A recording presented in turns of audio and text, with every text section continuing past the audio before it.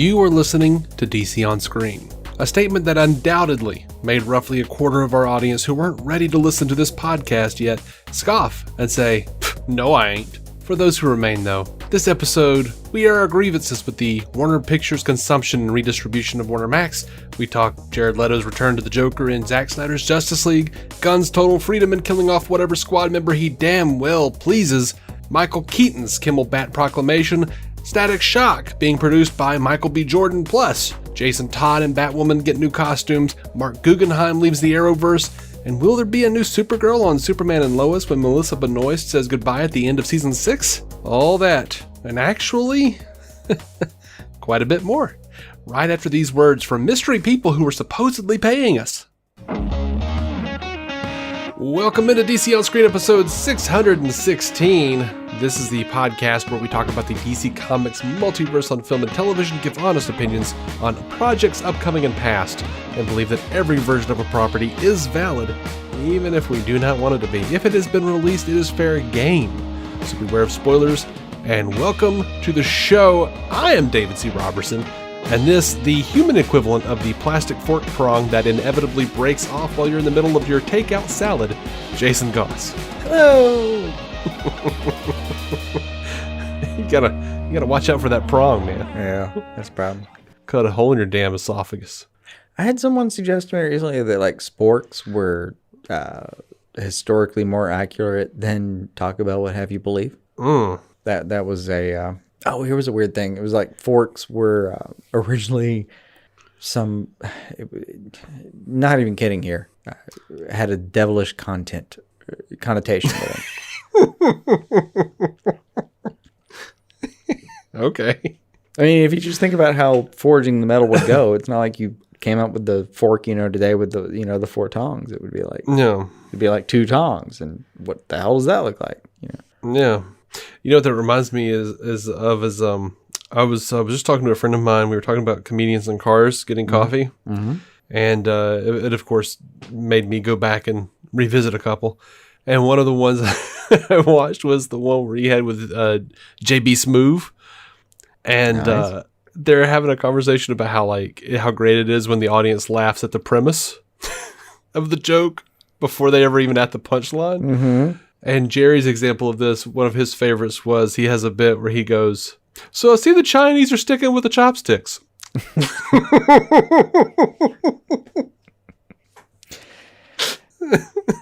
Yeah, you're right. It's not a bad premise.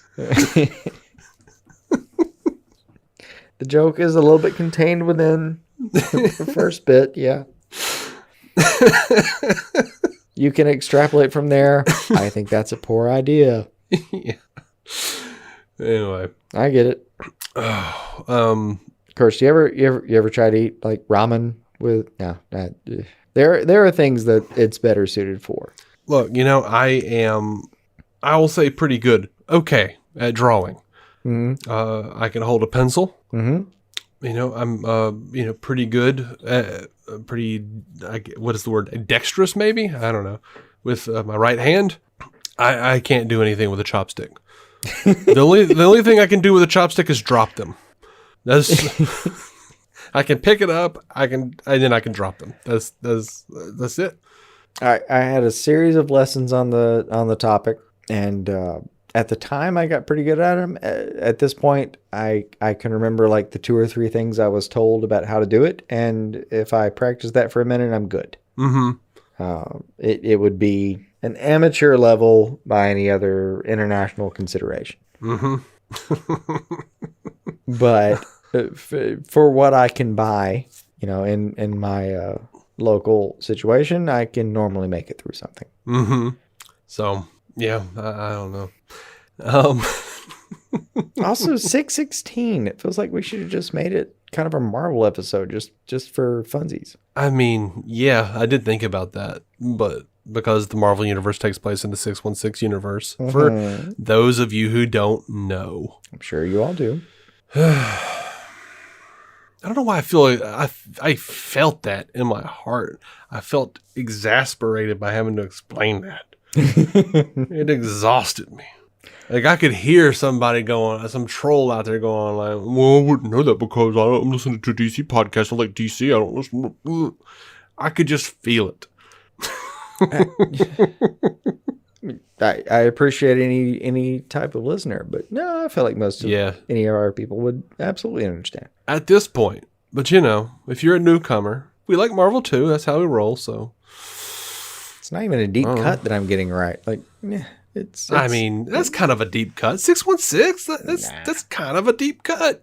Nah. I mean, not for weirdos like us who sit in there and go like, 616 is the preferred universe for Marvel comics. But, you know, I don't think, like, if I went and, like, my wife is pretty geeky. If I went in the living room and said, hey, babe, what universe is the primary Marvel universe set in? She'd be like, I don't know. What are you talking about? Like, the movies or something? Like, no, in the comics. I don't know. Okay, what's the number for the movie? I don't know. Okay, I could give you that. Nobody's gonna know what that means. You know, at this point in our lives, if you came up to me and said, "Hey, so what do you think about the number 52?" I'd be like, well, either we're about to play cards, or you have something DC related up your sleeve. Yeah, man. You know, speaking of 52, man, it is so hard to like get around spoilers for all these comic books. Oh yeah. And I just like, you know, Three Jokers, the final chapter came out today, and don't tell me anything. I'm not gonna spoil it. I'm not gonna spoil it. I do know what happened because I read it. You know, I was just like, you know what, I'm going out on my own terms. Yep. Because I was just, I'm like, I don't have any of these comics. Mm-hmm. I've heard things that have happened, and I saw two reactions. This is the worst thing that's ever happened, and this is a beautiful, wonderful, artistic thing. And I just went, well, I just got to know what the hell they're talking about. I got to form an opinion. And by God, if you like dig around for half a minute, you can find, like, I'll buy the book eventually. Yeah. But like, I did. I found the pages and I read them and I went, oh, okay. It is currently 9:31 p.m. on a Tuesday. By this time tomorrow, I will have read that. It is currently infuriating for me that like I actually get physical copies, you know, go to a store, buy them, bring them home, read them as soon as I possibly can. And big events like this that have been years in the making are just possibly spoiled if I just glance at social media in the meantime.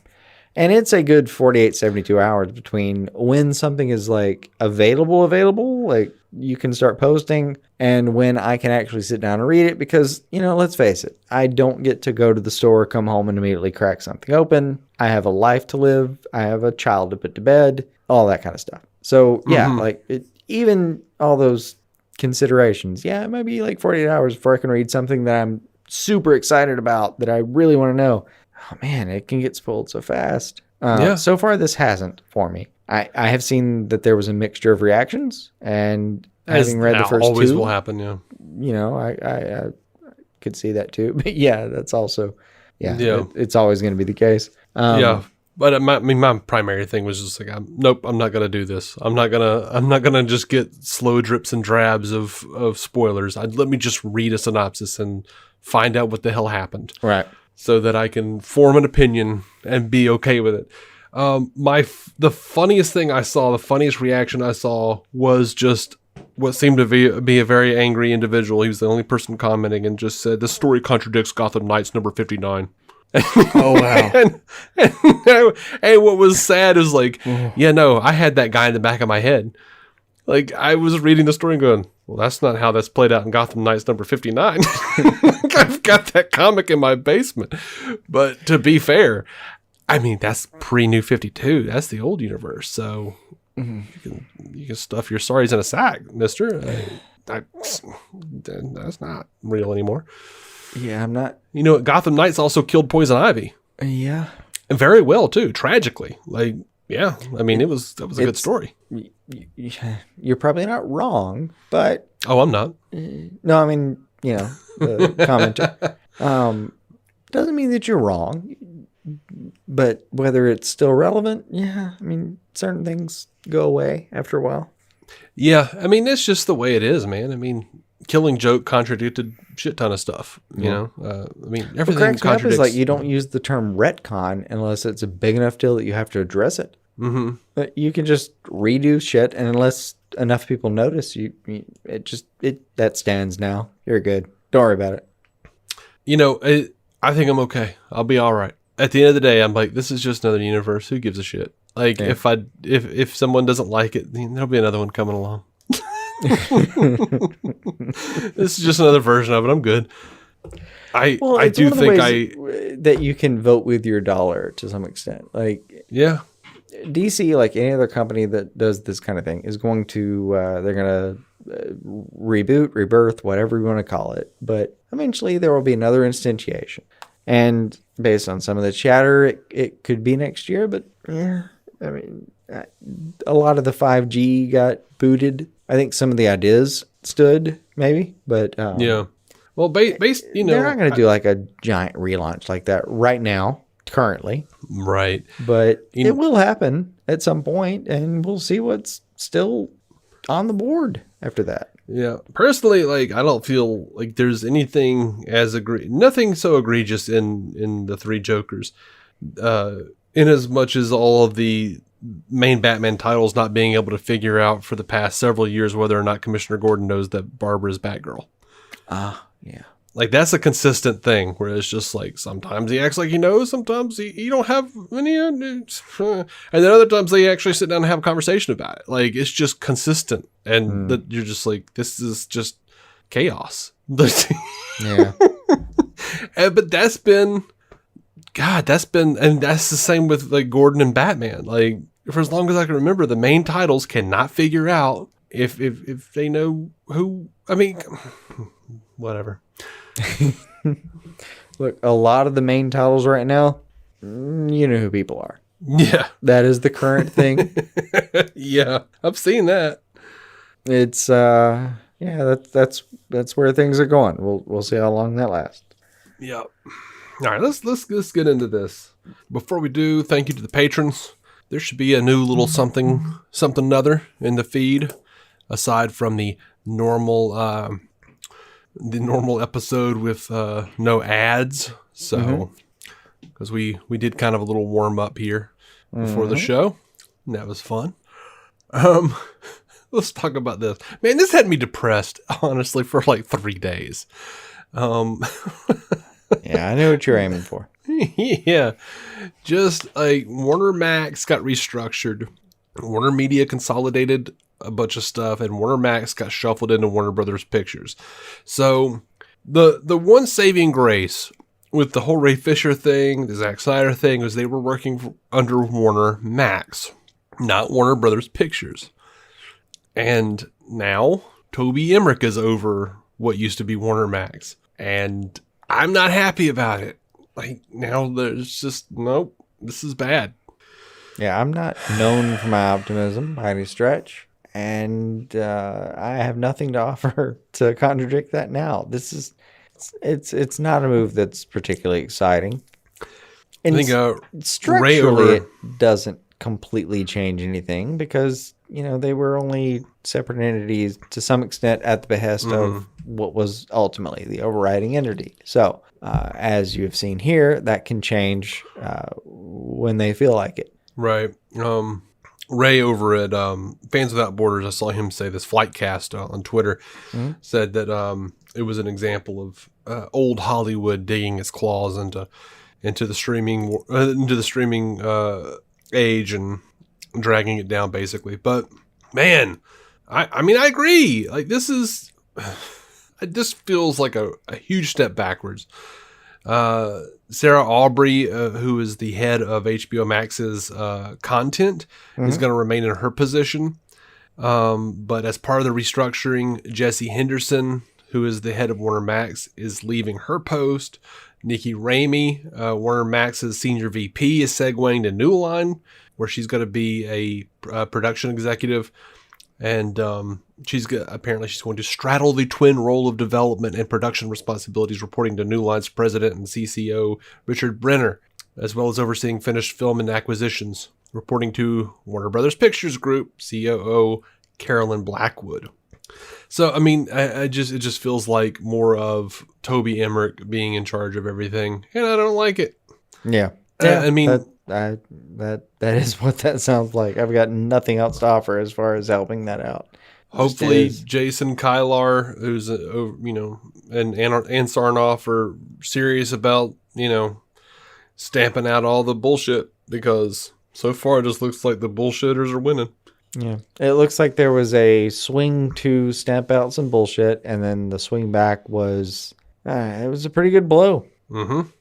Like it's that this wasn't good news for the accountability over entertainment idea in general. Mm-mm. Yeah. And it's not good news to me. It's not good news for Zack Snyder's No More Compromises. Yeah. Because to me, it feels very much like Toby Emmerich and his ilk, and now Walter Hamada.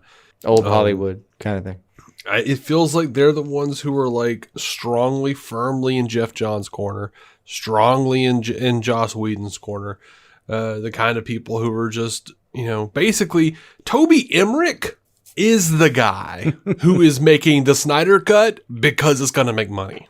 He doesn't give a shit about the artistic integrity of this. Yeah, but in fairness to his role, few people do, and they're not even incentivized to do that. I mean, I'm not saying you shouldn't look at the numbers. I get but that. That's not all you should be looking at. It doesn't mean he hasn't acted like a piece of shit on several occasions. Mm-hmm. You can do that job and not be a piece of shit. It is possible. Yeah. Emmerich has not proven that by his experience. Not so far. Not to me. Not that he has to. Not to anything that I'm ready to stand by. Hey, man, it's his time to shine. Like, yeah, keep everything going. Keep some of the stuff that we like the momentum of going. Maybe. I don't know.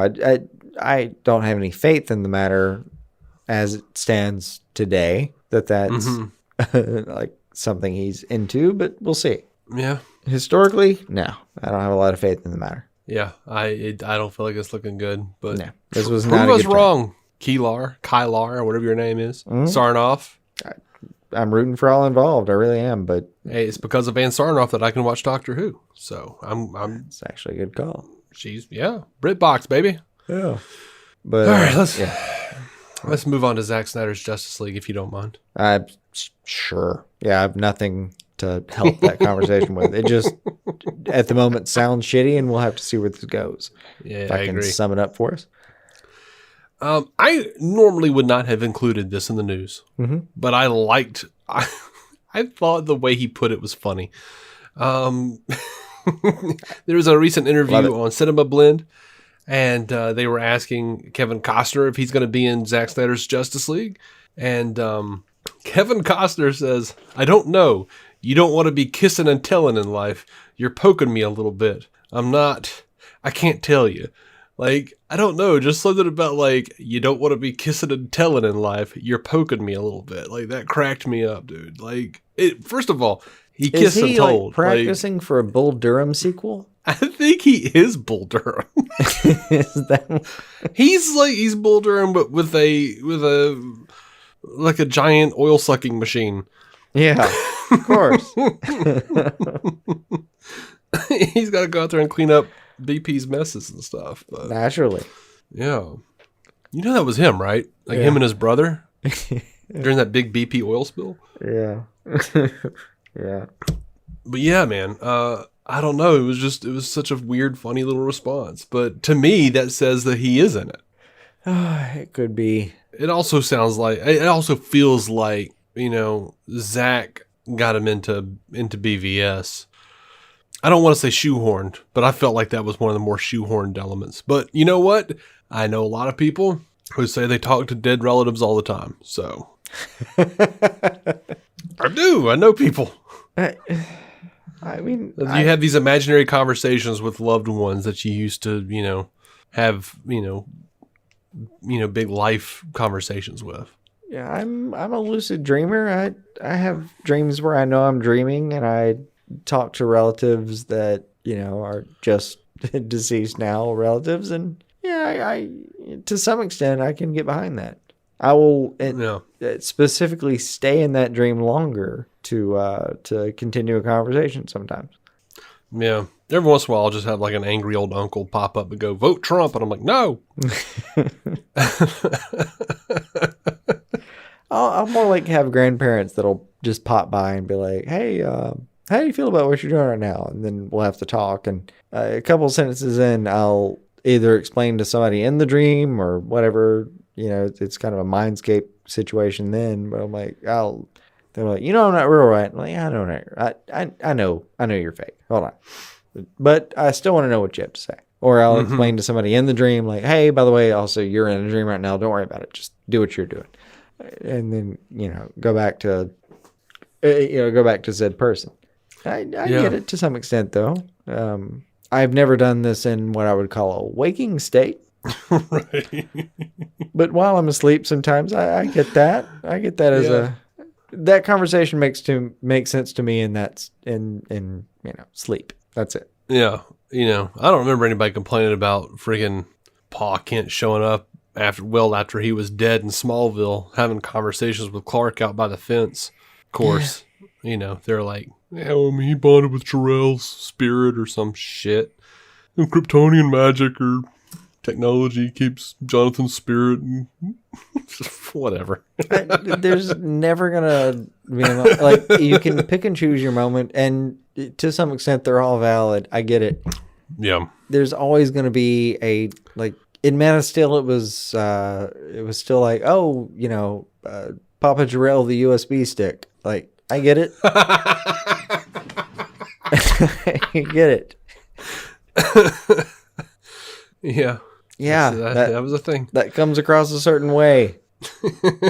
Papa Jor-El the USB stick. That's what he was. Shit. Oh. Papa, I can't get you in the right way. Turn it upside down. Oh, thank you.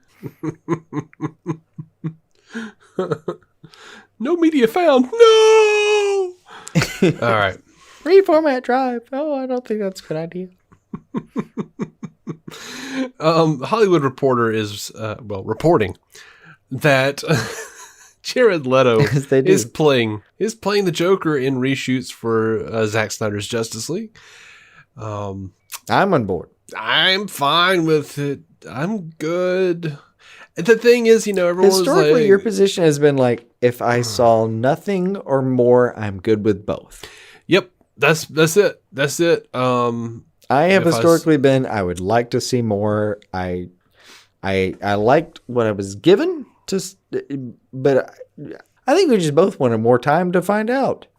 Yeah, I mean, based on the theatrical cut of Suicide Squad, out of that 5 minutes, about half of it I was going, and then about half of it I was going, oh. So I spent most of the time looking at it going, I'll be okay. Well, I'll be a monkey's uncle there. Yeah. Yeah.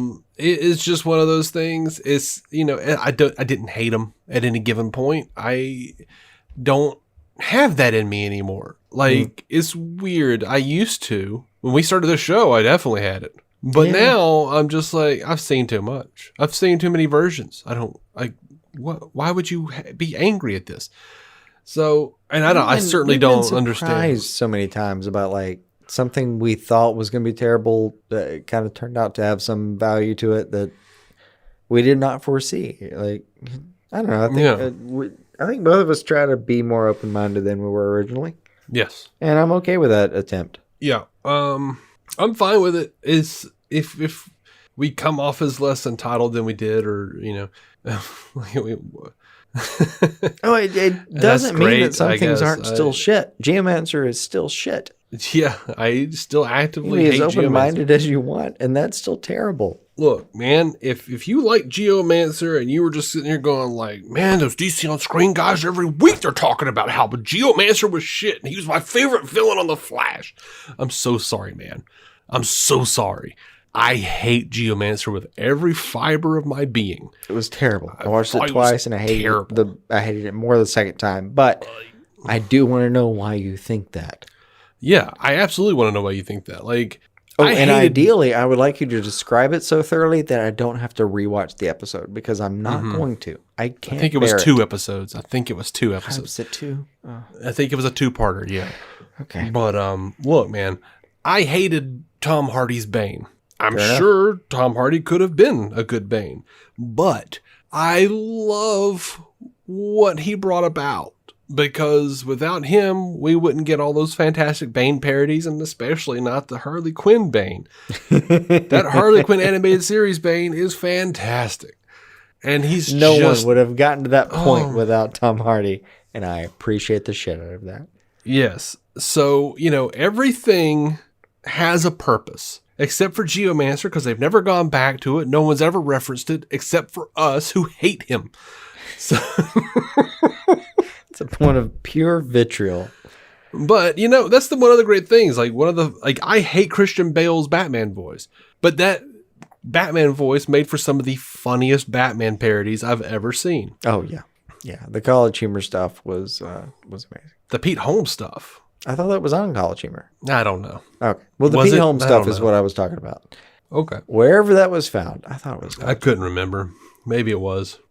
But there's like, this is what we're talking about, is like there's value in everything. So look, I wasn't as excited about it as everyone else was with the Jared Leto Joker stuff. Mm-hmm. I was excited for it for one reason, and that is that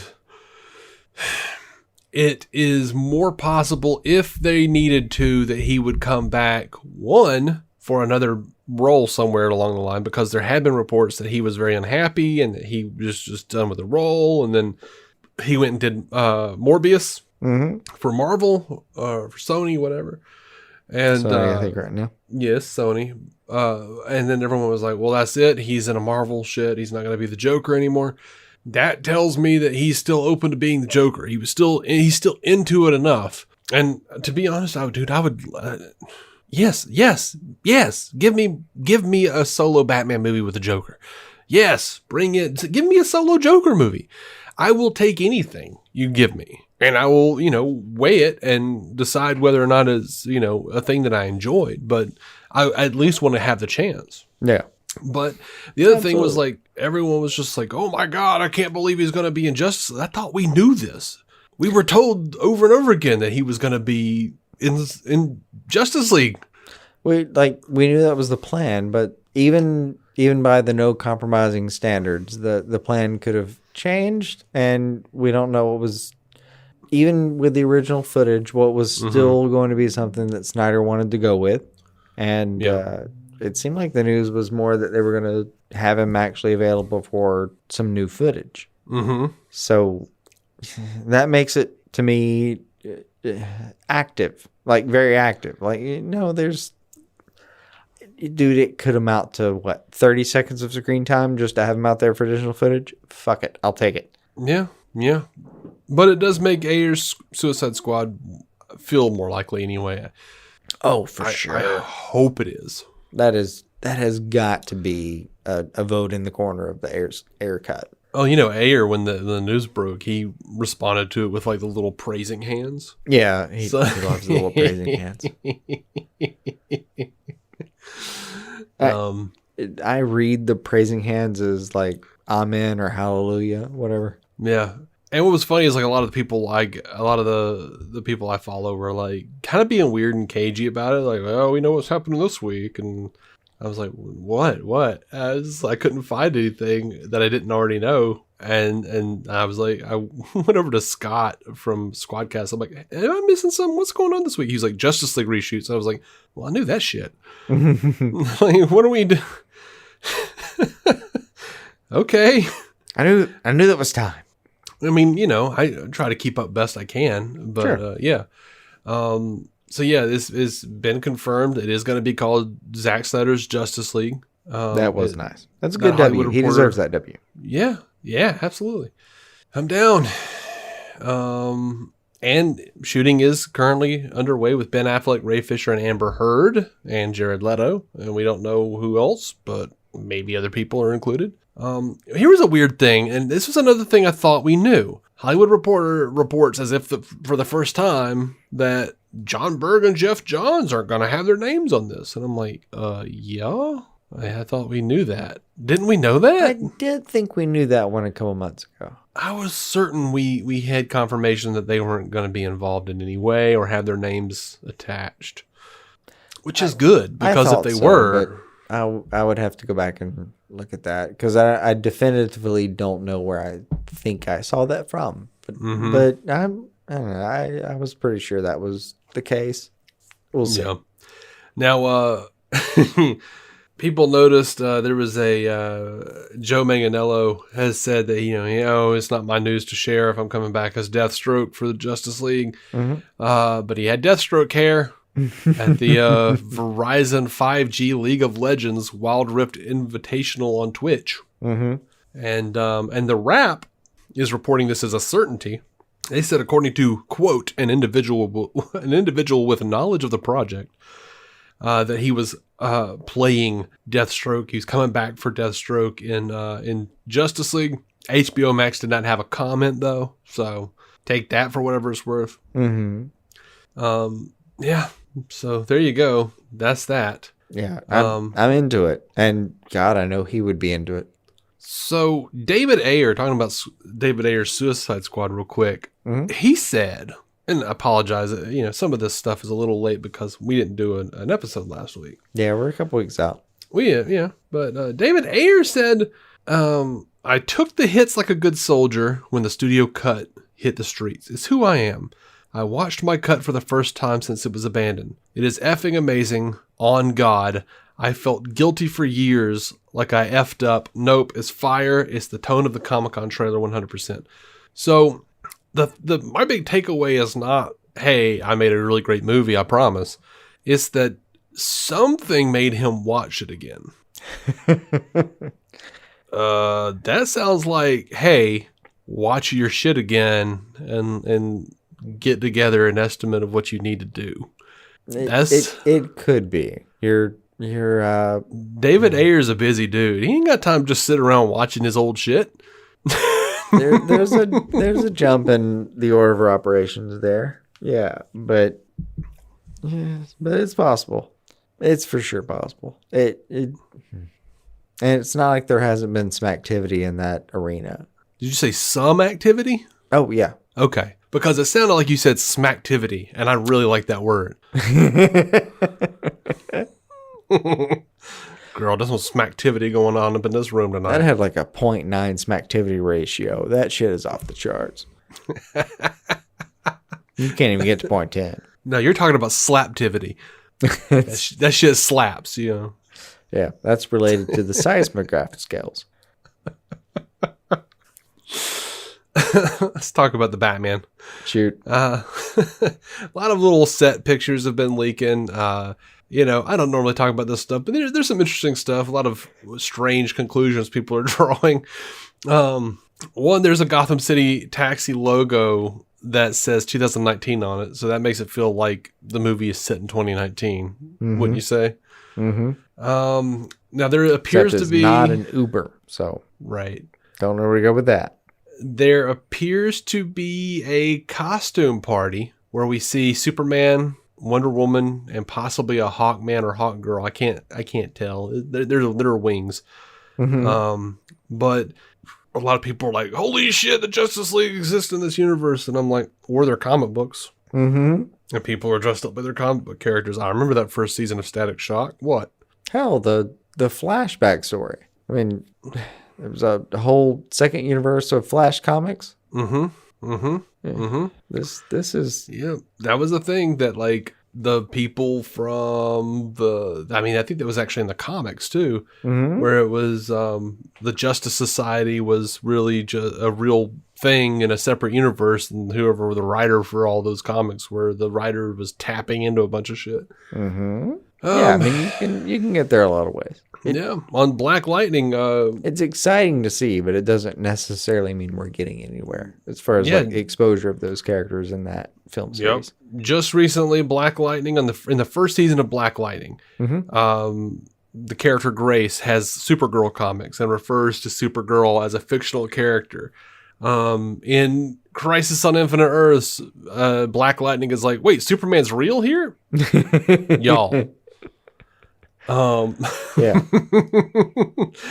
In the 90s Flash series, John Wesley Shipp walks past a freaking theater, a movie theater that's playing the 1989 Batman movie with Michael Keaton. And when he walks by, the Danny Elfman music plays for it. Mm-hmm. That was a really fun moment. It was. These are fictional characters in some of these universes. So we don't know. And you can multiverse flex that shit a little bit. You can have it both ways. Yeah. All right. Now, there were headlines all over the place on this. That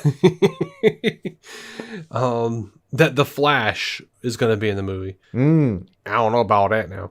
Now look, there on the Chicago set, there's a poster, and the poster says "Stab out the eye, destroy Goth Corp." And there's an anarchy symbol on that poster, by the way. I noticed. But Goth Corp was the company Victor Fries worked for in Batman the Animated Series. But there is also what appears to be a Flash symbol next to that poster. I don't know what it means.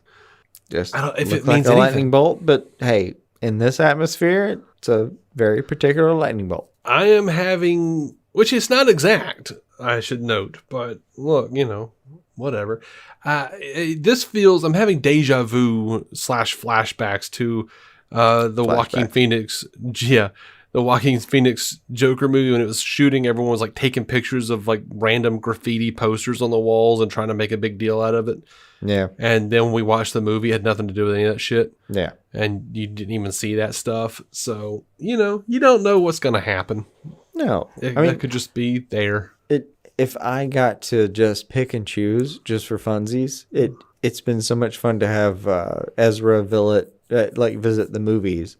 Ezra visit TV. That'd be fun to have Gustin visit the movies and just tie it all together in a weird way. But no, absolute wet dream for me. So nothing to bet on there. Yeah. Just be a lot of fun. Yep. Colin Especially Farrell because says, people be expecting Ezra to flash into the scene, and then it's Grant Gustin. I don't expect anything anymore.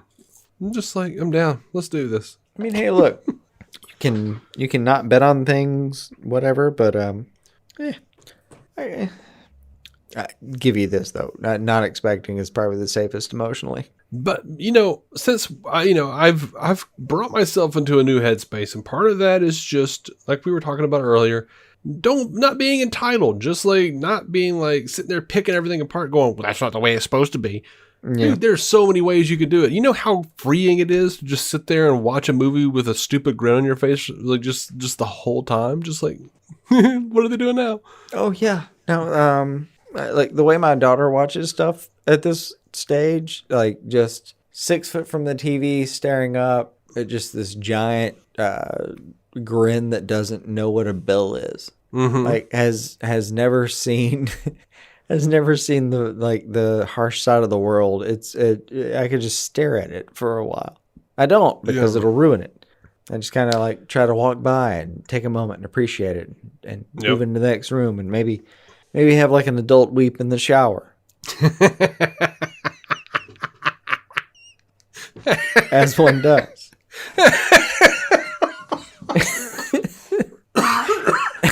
Thinking about those days. Oh, I shouldn't have laughed at that so hard. You wouldn't have, but you know what an adult weep in the shower means. Oh, yeah. Yeah. Yep. Like, all right, we're going to be here 3.5 minutes. I've got 60 seconds to tie this up. And then I have to lather my body and get out of here. Shit. Oh, good Lord. That was strange. I need recovery time. If you got recovery time, there wouldn't be such a thing as an adult weep in the shower. Yep. Anyway, Colin Farrell says he's going to be shooting off and on till February. And, I think that sounds right. He said they had a little bump in the road a few weeks ago that you may or may not have read about. They're back to shooting now. I started up after a 7-month break on Monday. I shoot until February on and off. So, There's that. Dude, have you seen any of these freaking pictures of Batman on top of the building? I mean, he's got a proper perch going. Nice. And then there are some shots of him like in what appears to be like this like big windsuit. He looks like, remember how Maggie looked on The Simpsons when she's like in the little star, coat? Yeah. That's what he looks like, but it's black. Nice. And it's obviously a stunt man. They're not going to have Pattinson up there. But we've got some bat cycle chases. That'd be funnier. Off the boat, sparkly vampire. Right. I'm so sick of shit. I'm so sick of that. Like, there's that, like, and that's not even the recent thing. The recent thing I'm seeing is that Pattinson is secretly bald. Yeah. And he's wearing a wig, and that just annoys the shit out of me. I'm like, why would you even care? I don't understand. As a balding man, I feel like if I was in shape and had acting chops, I should be able to play Batman if I wanted to. There've been like a couple of balding Bonds, for God's sake. Like, balding is more the norm than not, if we're being honest. I mean, if it wasn't for his fro, we would have seen that Michael Keaton was balding back in the day when he was playing Batman. Yeah. But he had his 80s fro. At least that weird 80s curl anyway. Everyone had a perm in the 80s. Hair going away is more regular than hair staying. Let's put it that way. Mm-hmm. Yeah, I mean, I don't understand the anger over the idea that he might be bald, but I mean, you can see in several interviews, he's got tons of hair, tons and tons of hair. I mean, I think it's inaccurate. I do slightly get the idea that like Batman being bald in year 2 would be strange, but that's also just saying that a 23-year-old bald guy is a bit striking. Yeah. You're not expecting that when you see it. It is statistically not the most likely thing. You don't normally, start really balding. You thin, but you don't start really balding until a little bit after that. Like, I get why it would be different, but why it would be infuriating for an actor who could potentially just wear a fucking wig anyway. What are you doing? I don't get it. I don't care. What are we doing here? And you know what? Ian Glenn on Titans, dude's bald as shit. The guy's got like 3 hairs, and they're invisible. I think Ashton Kutcher's balding at this point. He is. He said it. He has said he's balding. But yeah, dude, it happens to most people. It's whatever. It's okay. You gonna tell me that Batman ain't gonna go bald? There's a lot of stress. He does in Batman Beyond. The dude you look at BTS and Beyond, and that hairline has receded. It has receded, and then by the time we get to epilogue, it's really receded. It's very clearly being drawn back. Yeah, it's like his whatever hair he's got on his head has just been like drawn into like his crow's feet.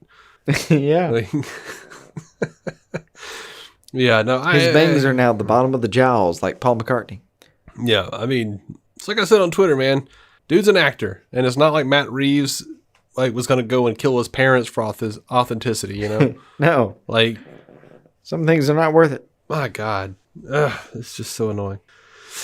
Anyway, so did you see these Suicide Squad covers for the magazine? What is that magazine? Empire? Empire, yes. Yeah. Those look great. Dope AF. I'm down with all that. Yeah. They look pretty fucking great. So some fans on the Twitters was conjecting were conjecting about tweetjecting, yeah. About the probabilities that certain people were going to make it out of the movie alive. And Dapper Jabber, which I just love that name, says Harley Quinn has franchise armor. Pretty sure King Shark and Amanda Waller also have DC have them and other things protection. And everyone will set at an 80% chance of dying. Everyone else will set at an 80% chance of dying. And James Gunn replies to that and says, no character was protected by DC. They gave me carte blanche to do whatever I wanted. That was one of the things we agreed to before I came to work for them. I was not looking for shock value, but I wanted the audience to know anything could happen. # story reigns supreme.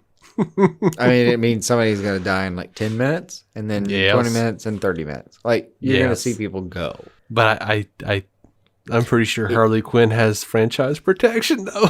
Look, it's a fine phrase. It makes me want to, like, you know what an NCAA bracket is? Mm-hmm.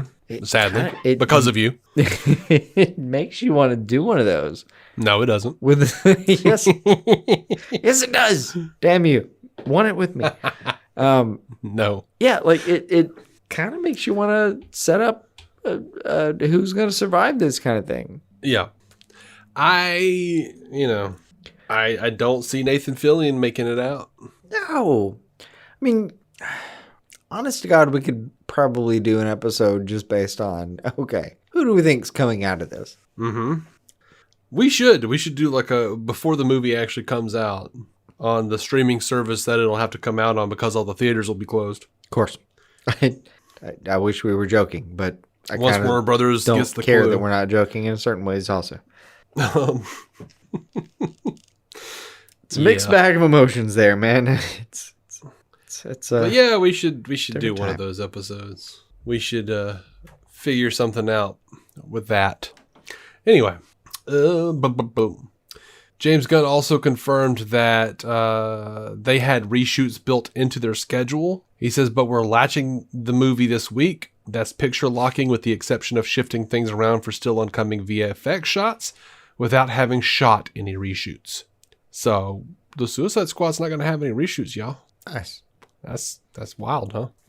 Pretty impressive for that kind of film. If they don't, it's an exception. Yep, it is.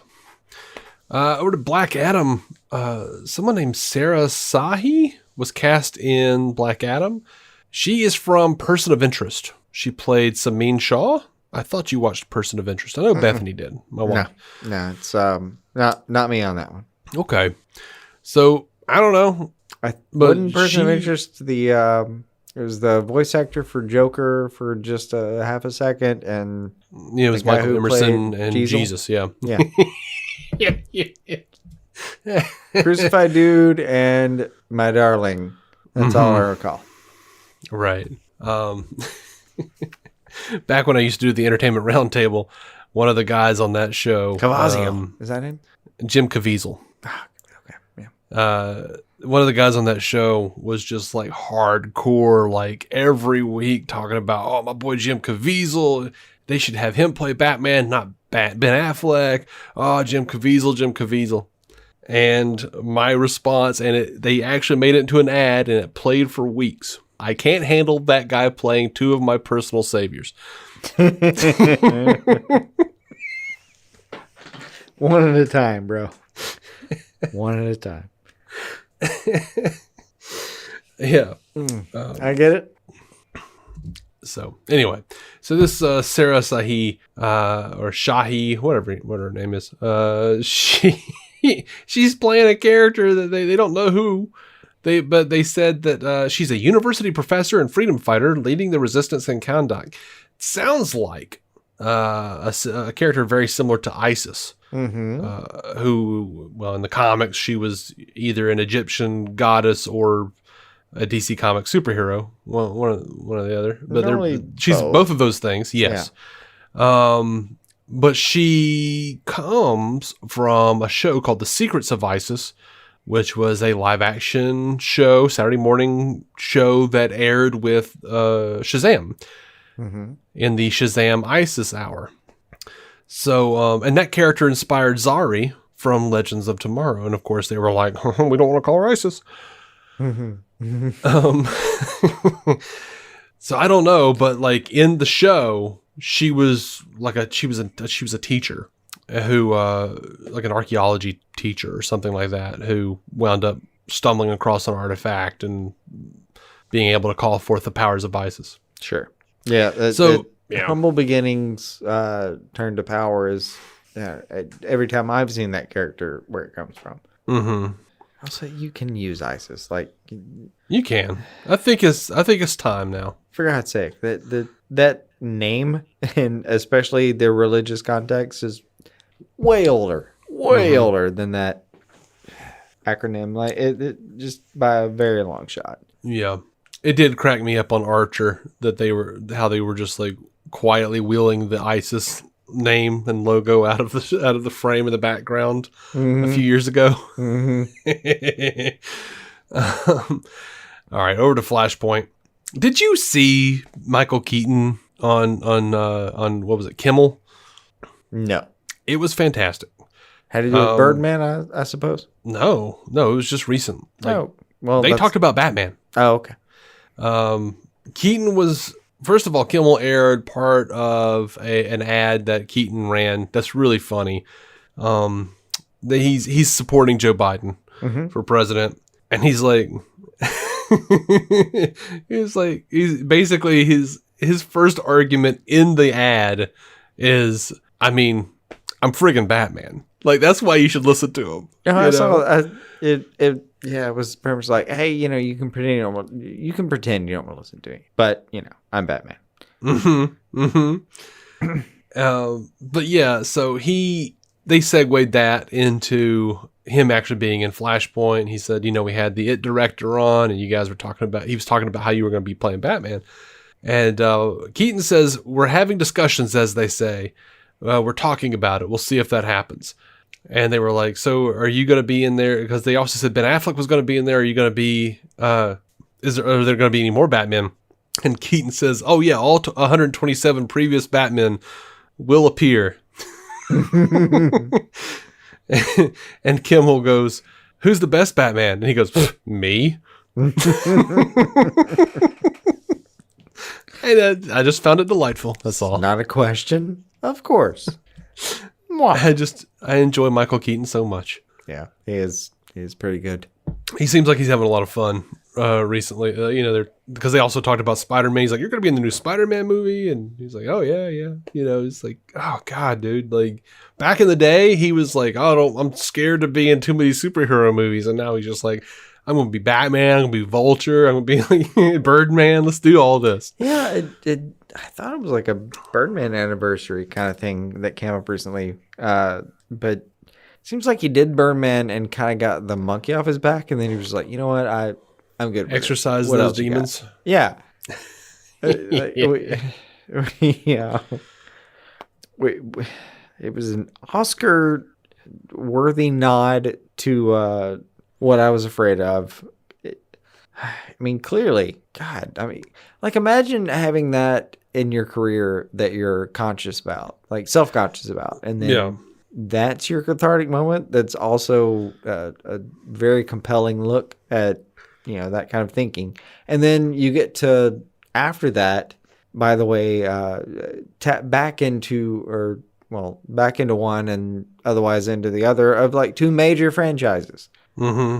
Playing super compelling roles. Like, Jesus Christ, man. He's had a great run recently. Yeah. And what's funny is, I guess, spoilers for Birdman, whatever, that's 10 years or whatever. That was like 6, but okay. Something like that. I mean, rounding up.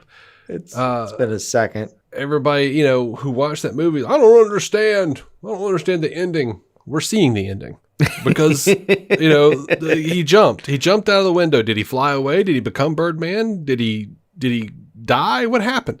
No, I think that was the metaphor for his the rest of his career.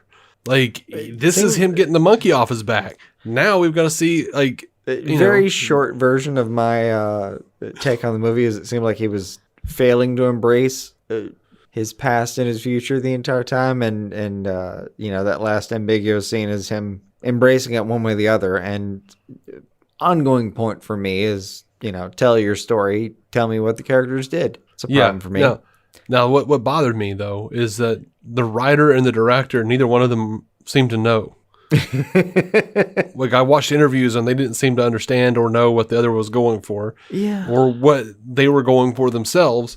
But as a person who enjoyed the movie up to the last minute, I feel like it was Keaton working out his own issues, and the ending is actually seeing Michael Keaton's career flourish after Birdman. Yeah, definitely got us. And going, oh, he flew away. Yeah, gotcha. Because following Birdman, he was just in like critical acclaim, critical acclaim, critical acclaim, critical acclaim, and now he's back to, okay, well, I've accomplished a lot of shit. How about I be Batman again? How about I be a comic book villain again? We could do all that. Cool, man. Cool. Let's do it. I knew he could play a villain. We've seen Desperate Measures. God, that was it. He was like the redeeming quality of that movie. Yeah. I mean, like that movie was a very rote bullshit action movie, except Michael Keaton was so freaking compelling. Like everything is just so subtle. Like but at the same time, like I've never seen someone so subtly chew scenery. Just like, good God, that dude's got some chops. Like low key, that dude's got some chops, y'all. Yeah, he does. Anyway. Michael B. Jordan producing the Static Shock movie for DC Comics. Hell yeah. That's happening. A bunch of people are talking about, oh, he's playing Static Shock. No, he's not. I hope not. He's like 40. Static should be young. Like, that's part of the thing. Also, I think he's directing Creed 3, so I don't think he's got time. I've got to go back and watch the Creed movies. I mean, I guess you could do like the Dark Static Returns or something and have Michael B. Jordan playing a broken version of Virgil. I mean, I'd be down for that, but yeah, Static is supposed to be a young character, and for good reason. No, I mean, I could see them doing it too, though. I would be down for that for real, though. Like, have like Static be like give it more of a The Boys tone or something, and have him be a little bit of a like really popular superhero, and then like he's older, and everyone in his community is like, dude, you sold out, you forgot about us. And then he sees some shit, and he whips out the old Malcolm X hat like he had in the old 90s comics and shit. That's, by the way, one of the pictures that Michael B. Jordan posted when he was talking about it on Twitter, which was like the real old, like, it almost looked like a Quicksilver outfit, where It was like dark gray and had like the lightning bolt across it. And then he was like wearing the Malcolm X hat. Yeah. So that was cool. That's cool. It's just like knowing the youth experience on that is very important. No, you can totally do Static Rises or whatever you just called it, which is pretty great. I'm on board, but I'm gonna at least need some flashback scenes just to round it out.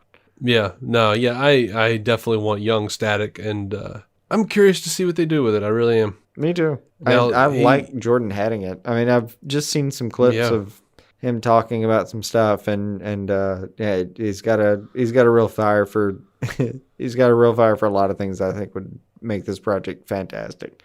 Yeah. Now, what killed me though is that I saw a lot of outlets reporting this as two separate stories. It really wasn't. It was just a Hollywood Reporter report that said Outlier will be in the creative center of the Static feature, and for Jordan, a comic book fan, this is an opportunity for not only some world building, but to be directly involved in franchise building. Should the first movie spark a hit, a multi-platform franchise could be born.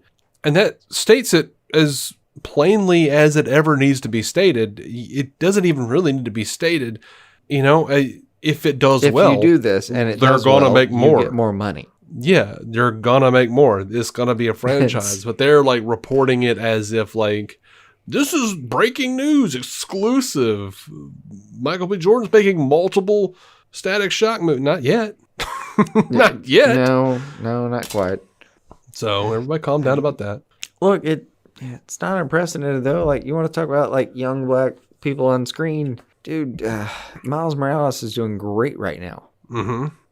Damn well should be. It was a fantastic fucking movie, and I'm kind of looking forward to the video game. I may buy that console to get that video game.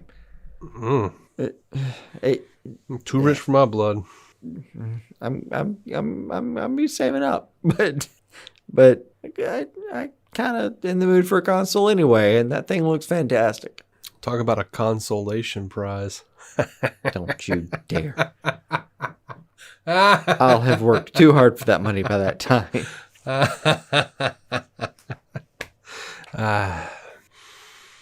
Hmm. Oh, that would have been. Remember when like you used to be able to twist off like a Pepsi cap and get a code or whatever? Yeah. And, sometimes you get an actual thing. Yeah. That would have been fun if they called it a consolation prize and like 1 out of 100 times, even on the 100 consolation prize, like most of the time it was just like a mouse pad for that, back in the day kind of time. Yeah. And then sometimes the consolation prize was the actual console. Like, no, for real. You just want a 64 console. Like, where do we ship it? Yeah, and then you get it, and it doesn't come with any controllers. And yeah, and even then, half the time it's telemarketers fucking with you, so you just get like a rebate to a cruise, right? that you didn't buy yet. And people would jump on Twitter and start complaining about Apple phones. Yeah, it'd be a $900 rebate on a $1,200 cruise that costs $200. Only got one controller, and it's bullshit. Mm-hmm. It's the same controller the last 3 consoles have had. Mm-hmm. Mm-hmm. It's one copy of Wario, wherever the fuck he was in. He was in several things. I'm a Wario. I know you just couldn't help yourself, and I appreciate it. I couldn't. I tried not to do the laugh. I'm good. I get it. Totally get it. I've played way too many Wario games. It's a fun trope for people making fun of Wario just as a concept. Yeah, and that's my favorite thing about those games is just I'm a Wario, and then I'm a Mario. It's a me, Mario. Let's go. Yeah, that's it. Oh, Mario Kart 64, baby. Nope. Whatever that was. No. Dark Knight. The Dark Knight is returning to HBO Max, but it's only going to be there for like a month. It's it'll be there November 1st, and his last night is November 30th. Off to its next adventure. Yep. Batman Begins is also leaving at the end of November. Mm-hmm. And Aquaman is leaving November 4th. So, that's a bit weird. Jump on, man. Get those free trials or whatever. I was watch some stuff. I was okay with November, bail month. Mm-hmm. But yeah, I don't know what to do with Momoa going out after the 4th. It's also a weird date. A bit strange, yeah. Anyway, we're going to take a quick break, and when we return, HBO Max has set premiere dates for some former DC Universe shows. We have updates on Green Lantern and a tweet from Stephen Amell that caused quite a stir. Right after these commercials that we have, really only placement control. We have no content control, so sorry if it's Trump. I don't know. Enjoy your mattress.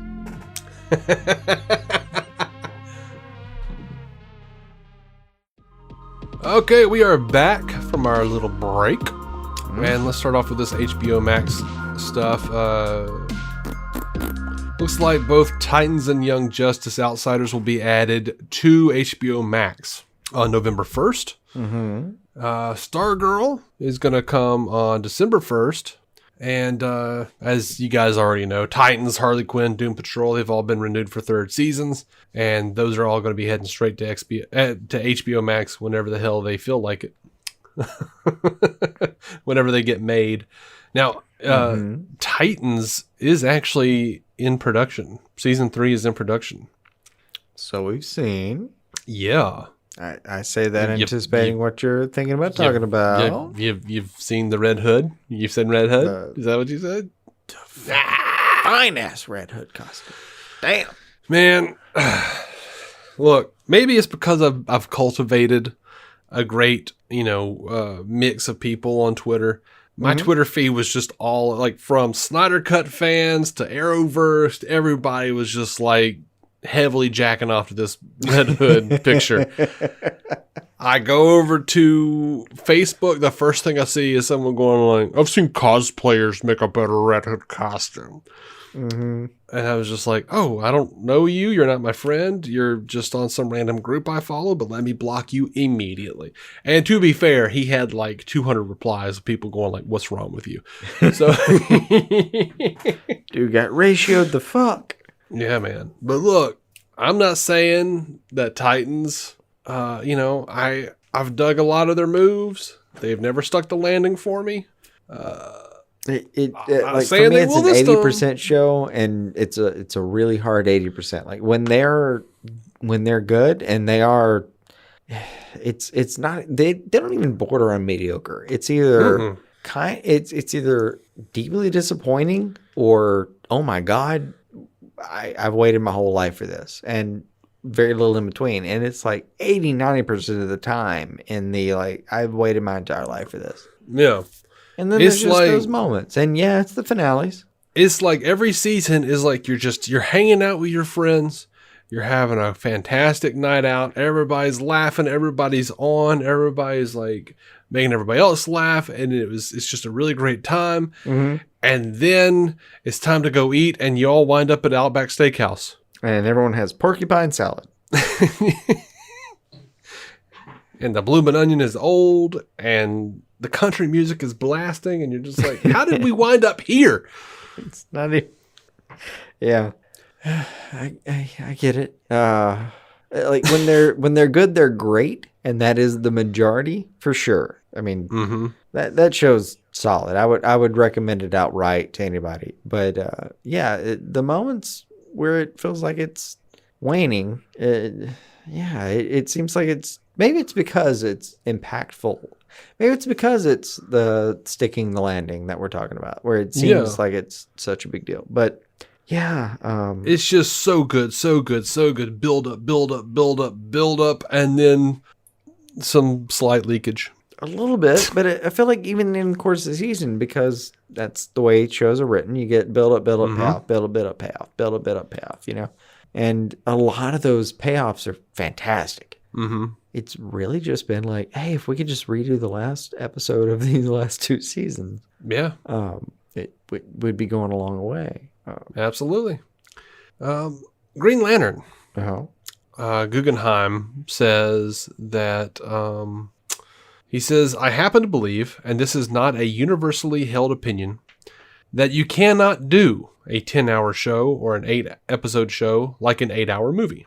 I don't think that works. When I see it done, there's always some flabby episodes in the middle. I think you have to approach it like a TV series and approach each episode like its own entity. Even though it's streaming, even though hopefully people will binge it, you've got to make each episode a satisfying meal. You've got to look at it with a different tempo than you would have in a 2-hour movie. That being said, certainly the show for HBO Max that we're all working on, we are approaching it with the production ambitions of a movie. So we're writing it like a TV show, but we're hoping to produce it like a film. How do you feel about that? I don't feel good about it. No, I'm on board. Okay. Well, it means I'm that not, like... But okay. I mean, I'll watch it. Production-wise, they're kind of shooting for the moon. But that also means that they're taking care to note that it is going to be episodic. And episode to episode, when I get to the end credits... I need to be looking at that thinking, oh, fuck you, play the next one. Yeah, I need to be a little serialized. It doesn't have to be like an 8-episode movie, but it kind of does. A little bit.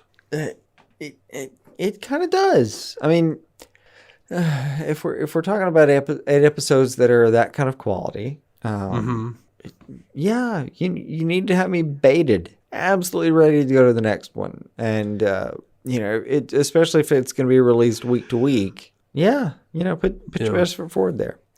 Yeah, and now this is disappointing, possibly. He says, with the end of Arrow and finishing off Crisis on Infinite Earths, I basically decided that a chapter's been closed here, and it seemed like I've said all I'm going to say, at least for now, with these characters in this medium.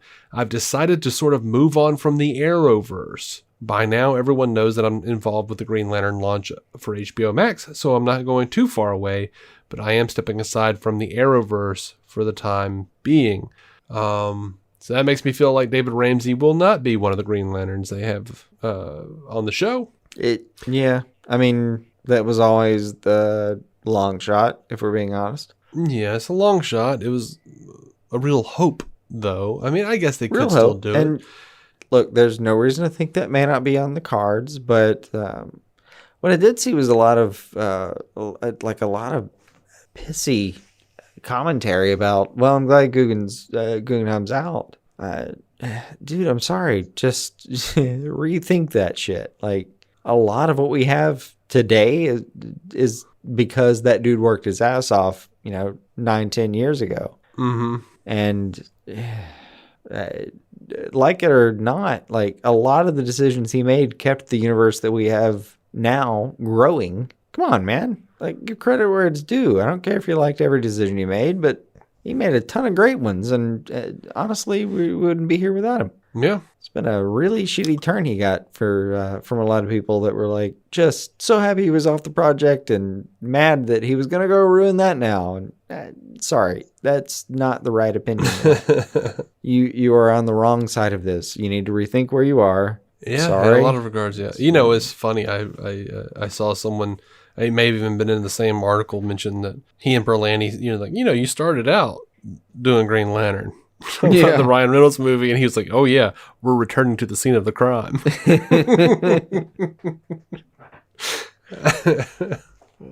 I mean, if you've listened to all of our episodes, first of all, I'm sorry, and second of all, like we've joked about Guggenheim in the past, but good lord, he got us where we are today. He did to a large extent. Him and Berlanti have put a lot of good work in. It's don't bail on him now, man. Just hang in there. And I mean, if you weren't down for what he was doing, I get it, but just you ain't gonna be a dick about it. Yeah. I mean, you can be, I guess. I don't know. I'm a dick about plenty of things. Yeah, Geomancer for one. Yeah, I do it on a daily basis. I'm a hypocrite, you see. Mm-hmm. So Stargirl has casted Eclipso in the Shade. Apparently the Expanse's Nick Terabay is going to be playing Eclipso.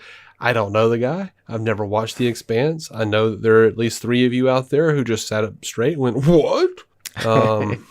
I can't be the shows where you see the premise one time in a trailer and think, okay, and then you never do it again. That's that show.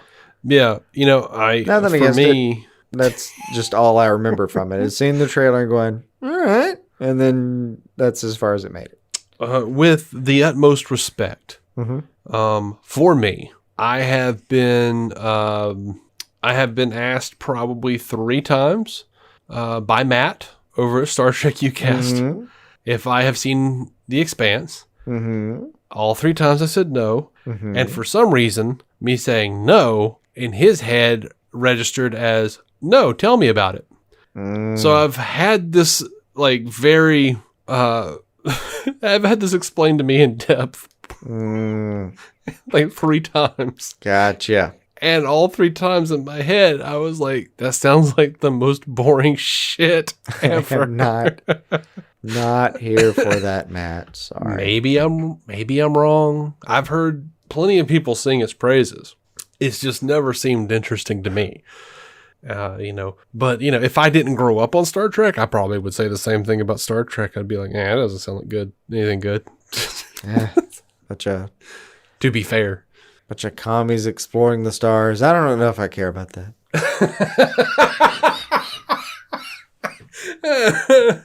Star traveling commies. Yeah.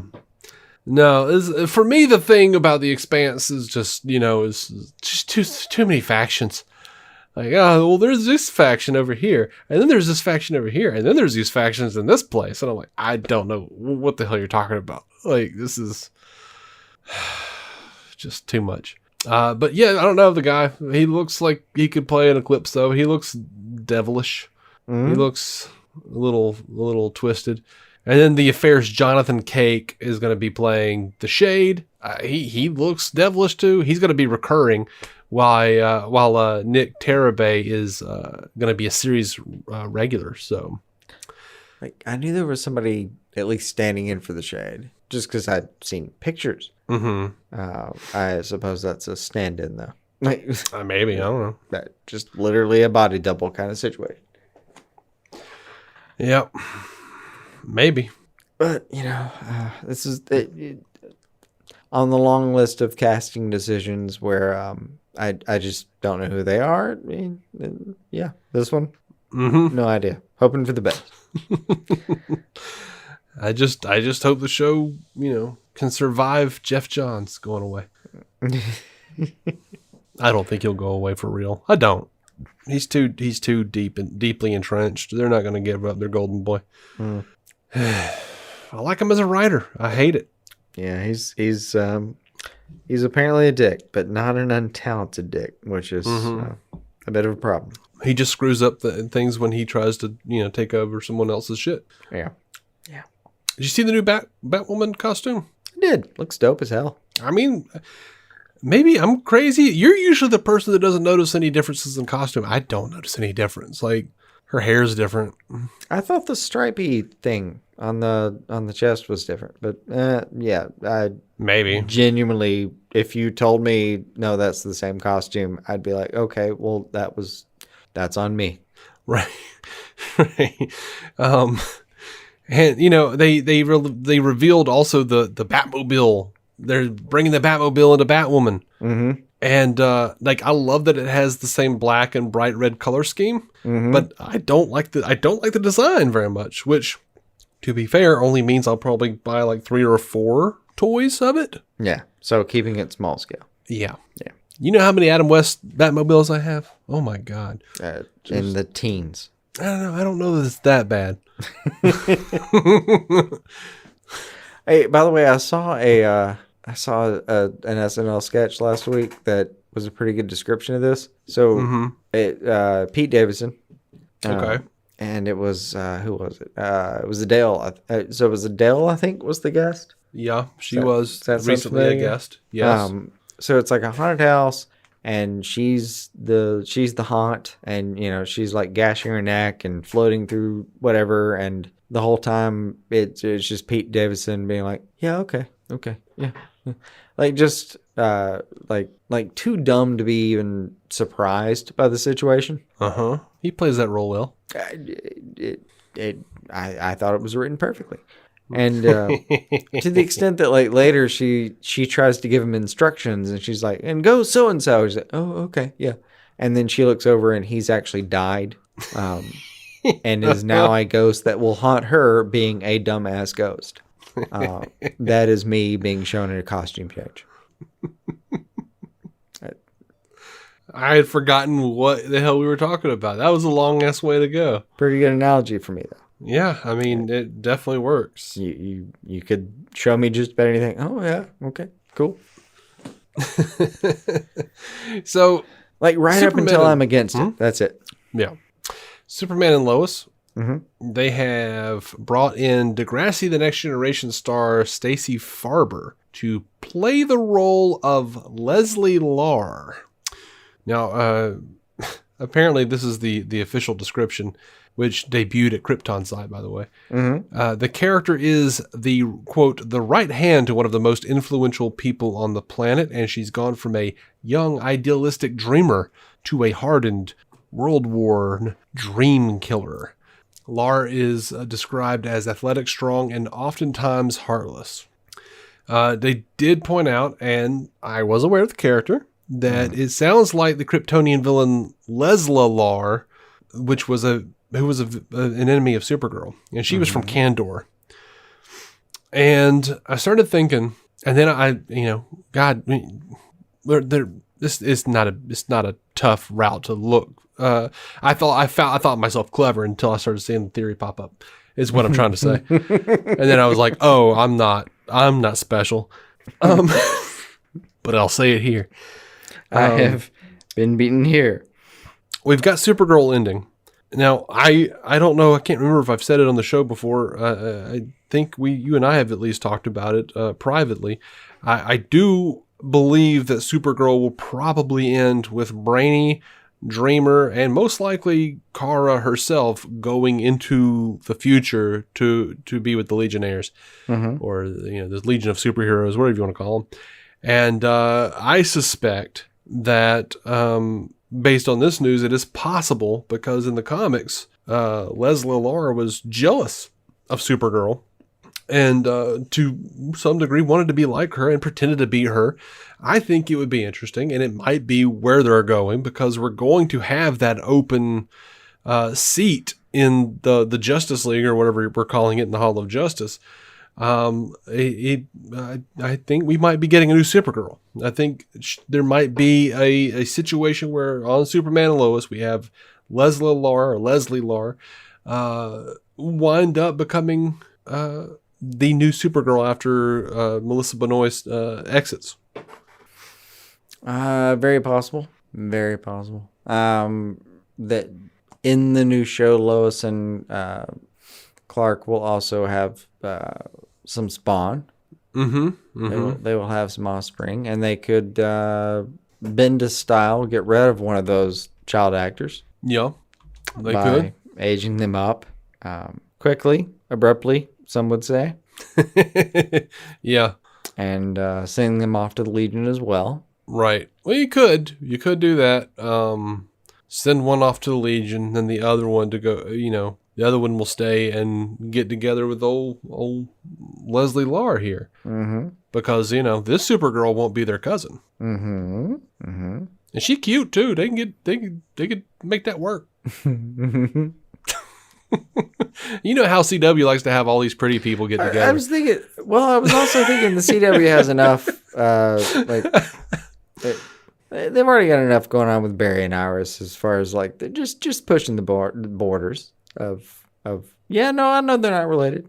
Yeah, there's a lot of people like to try to push that card. Like, Barry's having sex with his sister. Oh, shut up. They're not related. They're not even close as far as genetically. But I also get why it rubs certain people a certain way. It's their issue is that someone's rubbing. It's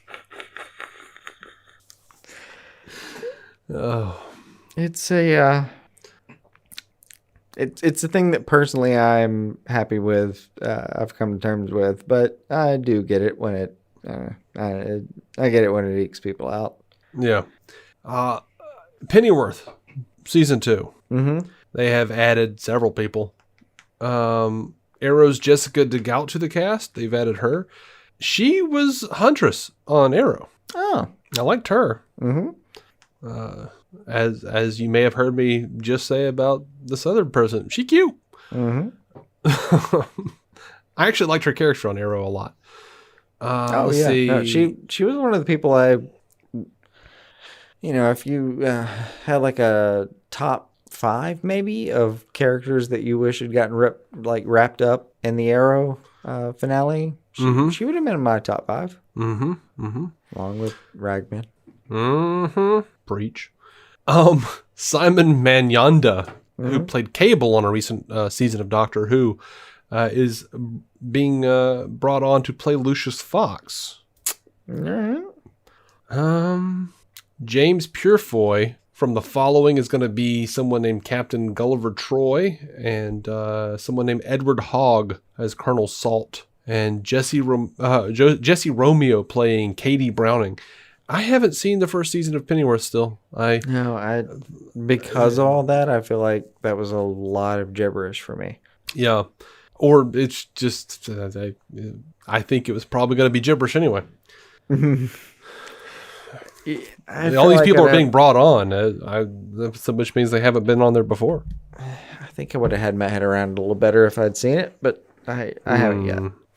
I'm curious, but, I don't know. My wife went out of town for a couple of days, and basically I chose not to watch Pennyworth. I chose to knock out a season of Jessica Jones and a season of Luke Cage that I hadn't gotten to yet. So that happened. Nice. Slowly knocking out that Netflix stuff. You're going to get there. Yeah. I'm in the last season of Iron Fist now. I'm like 3 or 4 episodes in. Yeah, I'm liking it a lot more than the first season. It's his is it stepbrother? Whatever. I mean, kind of. I guess adopted brother or something. Not really adopted brother either. It was just a guy he grew up with. Like the guy he considers a brother. Yeah. Like my favorite show, my favorite character from that show was the addict. I thought he had kind of the best character arc. Mm-hmm. He was genuinely a lot of fun to watch. Yeah. So far, he's pretty great. My favorite is, Colleen Wing, but I have like a teenage schoolboy crush on her. So it's fair. What do you want from me? You can't discount those. I'm a simple man. They're worth something. Look, man. Crushes they don't have to be weird. They're cute. They count. It's cool. Yeah. I'm just, glad that I'm not watching it with my wife. I feel like she would probably wind up getting annoyed with me every time she shows up on screen. I go, yeah. I get it. I'm going to wake up at about 3:34 this morning and just gasp and saying the name of the guy who I was trying to think of. Ward. Thank you. Yeah. You've saved me a wake up. Yeah. I'll Ward still Meacham. wake up at 3:35 needing to pee. Ward Meacham. Yeah. He was good. It was a really good story for that guy. You haven't seen that whole season too. That was they finished his story well, in my opinion. Yeah. Yeah. I like the way Luke Cage ended, honestly. But Also good. I could deal with more seasons. Out of that whole canon, I'm short season 2 of Punisher and season 3 of Jessica Jones, and otherwise I'm caught up. And I have never lost the intention to watch them, but I like so many things, never made it to the forefront. Yeah, I mean, it's taken me forever to get here. It took a pandemic to carve me out some time to watch these Netflix shows. Yes, to finish them up anyway. Yeah, I've spent most of the time doing house shit. By the way, I do want to be fair to my wife. If she got annoyed with me while we were watching The Boys or The Flash, at any point when Chantel Van Staten showed up, she never seemed to get sick of hearing me go, Chantel, my belle. So, yeah. To be fair, she didn't let me know she was annoyed by that. So. So this big Stephen Amell thing, everyone's freaking out about, or everyone on my timeline was freaking out about. Stephen Amell, it's not a big deal. I just teased it because I knew, I hoped someone would listen. Call it tease. Yeah. Guy that played Dexter. They're doing another season, a revival season of Dexter. And Stephen Amell retweeted that and said, "This is why you never say never." Oh, gotcha. And people are reading into that quite a bit. I did not feel like it was a big deal because when he left, first of all, he and Felicity are, off in some heaven, purgatory, whatever. And he is the Spectre. I guess he could still show up from time to time if he wanted to, or I don't know how it works. I thought he died as the Spectre, but then, there was an idea that maybe he...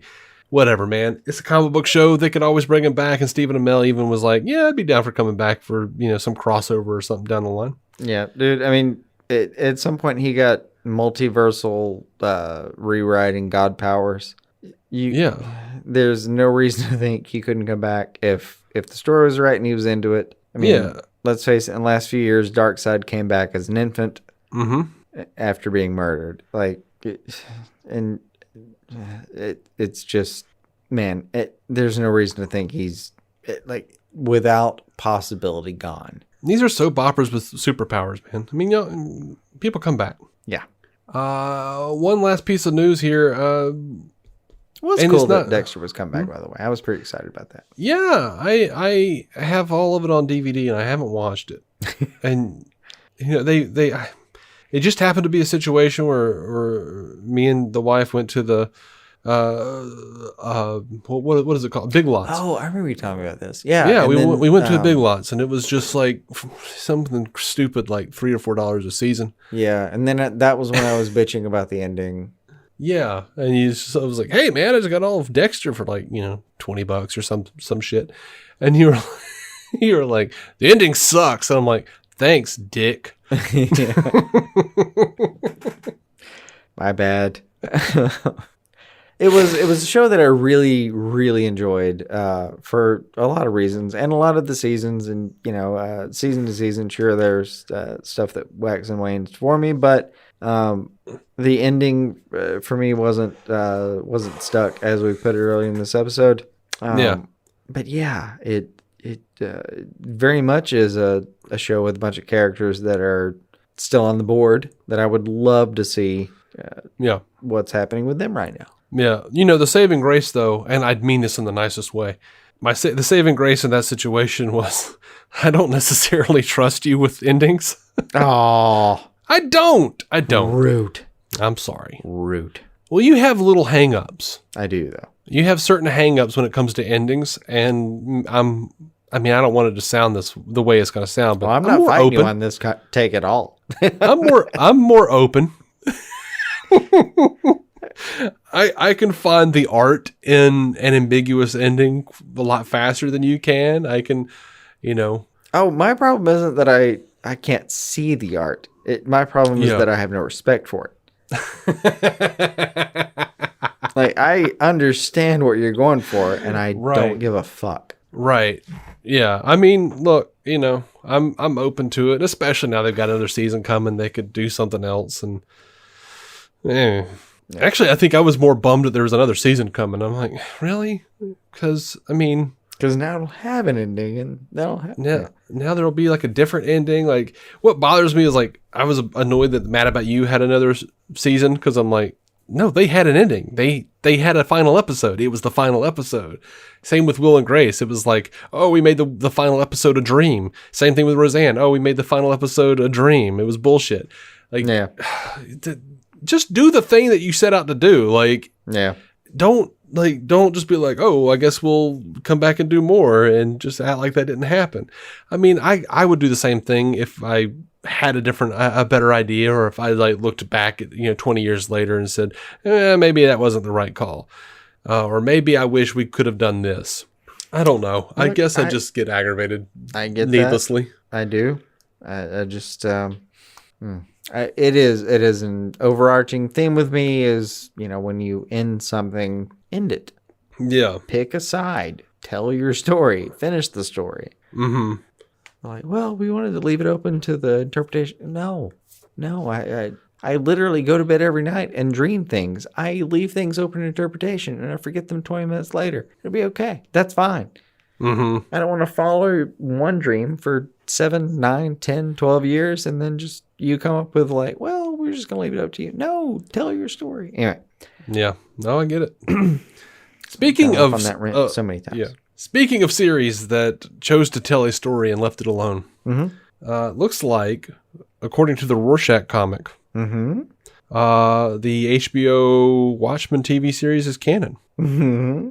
Like, they referenced, they were talking about the Rorschach masks, and someone said, there's a million of these things. It's a pretty popular costume, even after Oklahoma. Mm-hmm. So that's neat. I kind of dig that they let that be canon. Or they just kind of slipped that in, like, hey, yeah, that should happen. It was more confirmation, I guess, than anything. Like, from the powers that be, the ones licensing such a thing, the show was canon. Yeah. But, this is the first printed piece of material I've seen to say that. Yeah, and, so I think that's cool. It was a lot of fun. I'm looking forward to the rest. Was it? Yeah. Well, good. It was pretty good. I'll by the time it comes out, either on DC Universe or in hardcover, I will have forgiven Tom King for blowing Jay Lee's life up a little bit. Yeah, it was a mistake. It was a mistake. Reactionary bullshit. Pretty much, yeah. You leave this poor sweet old man alone. Yeah. Let him draw his books. I not trying to make an excuse for him, but ultimately I think, dude, if I wasn't on social media, I wouldn't know what the hell Comicsgate was. Hell, I barely know what it is now. I had to look it up when that happened. I had to look it up. I'm like, oh, look, some comic book creators have differing opinions. Okay, I'm sorry. That sucks that they have those opinions. I don't try or not try. It's just a matter of what comes across my radar. Like something that's a current topic that is deeply involved and super nuanced and controversial. I may be right on top of that shit, or I may have absolutely no idea what the fuck you're talking about, and I don't know which one's about to happen. Yeah. And, I do want to make clear, I don't agree with the comic skaters. I don't. I think they have shitty asshole opinions. Yeah. I think so too on this one. I'm open to interpretations, but that's where I'm landing right now. But I also don't think that there should necessarily be a movement out there to take business from them or cancel them or whatever. I like freedom of opinion. Yeah. I'm kind of a fan of that. So even if it means that some of your favorite artists are assholes that you don't like personally. Have you met Alan Moore? We're just talking about Watchmen. Alan Moore is... Whew, bring it right back. Good Lord. All right. Well, I think that's all I got. Yeah, let's call it. All right. Thank you so much for listening to DC On Screen. You can find every episode, theoretically, at dconscreen.com. Short of a server problem, they're all there. Well, I mean, some of those links are expired, and I'm still working on it, man. We got over 600 episodes. What the hell you want? Still calling that a server problem in certain ways. Okay, well, as long as we're calling a spade, I guess. I don't know. More of a server communication problem, but whatever. Yeah. Patreon.com/DC on screen. Mm-hmm. There'll definitely be something up new, probably before the episode that you're listening to, honestly. Because that's the only way I can get anything cranked out on there is if I just say no before the new thing comes up on the main feed. You have to put up the other thing. Mm-hmm. You stupid piece of shit, Dave. You're a stupid piece of shit, and you don't deserve life. And then I try to calm down and tell myself that it's okay to be me. Yeah. Anyway, I'm just gonna let you talk yourself through this one. Yeah, man. Therapeutically. It's rough. If you do the talking through. And guys, I mean, look, everybody, whoever's listening, if you feel comfortable enough, let me know. Do you do the same shit where you're just sitting there like cussing yourself out because you just can't get it all done? You're just letting everybody down. You're letting yourself down. Mm-hmm. You're letting Jason down. He don't even know you, but you're letting him down. Just...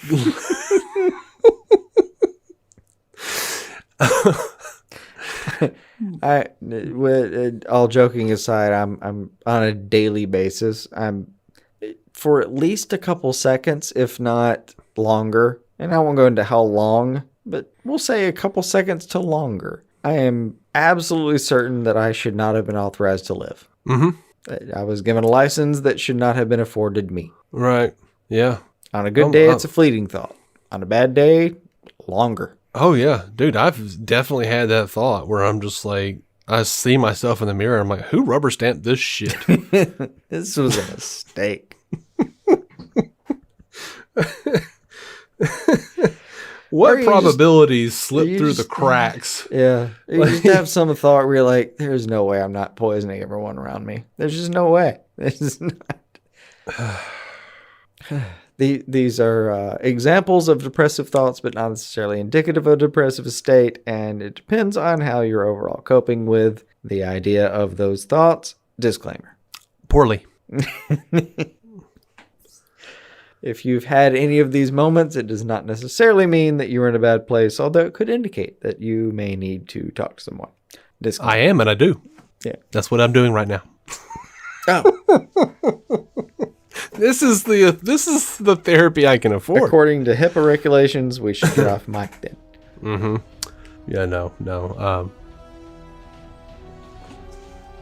Yeah, guys, let me know if you're sad too. Until next time, keep some DC on your screen. Our intro music is by Jason Goss and Michael Shackelford. Michael's band, Galactic Engineers of Magnetic Sounds, or GEMS, can be found on SoundCloud and Bandcamp. Visit DCOnScreen.com to find our Patreon, merch, contact information, and every episode of the show for free, including crossovers we've done with other podcasts. DC On Screen is a maladjusted production. For more from me and Jason, including sketch comedy, vlogs, parodies, and our improvised web series Hey Guy, visit maladjusted.tv.